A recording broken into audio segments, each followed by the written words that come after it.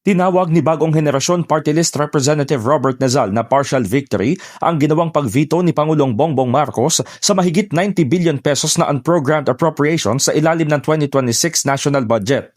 Ayon kay Nazal, tama ang naging desisyon ni Marcos dahil matagal na nilang ibinabala na pinahihina ng UA ang fiscal discipline. Binanggit nito na 7 sa 10 unprogrammed items ang na-veto sa budget kung saan ang alokasyon ay matagal na umanong binabatikos. Bagamat naisa na ng kongresista na buo ang ma-veto, ang mahalaga umano ay ang signal na kinikilala ng Pangulo ang banta ng unprogrammed funds, kaya lumakas ang pananagutan at pinoprotektahan ng pera ng bayan. Paliwanag pa ni Nazal, ang veto ay dapat na magsilbing pundasyon para sa mas malalim na reforma sa budget sa mga susunod na taon. Hindi umano ito dapat ituring na pagtatapos kundi simula pa lang ng pagmamatiyag upang masigurong bawat piso sa national budget ay may malinaw na layunin at accountability. Samantala, para kay Senior Citizens Party List Representative Rodolfo Ordanes, mahalaga ang inilatag na safeguards ni Pangulong Marcos upang matiyak na tama ang paggamit ng pondo.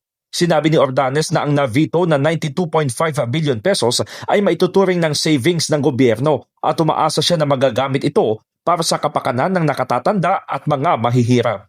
In the heart of changing lives, ako si Brigada Haji Caaminio ng 105.1 Brigada News FM Manila, The Music and News Authority.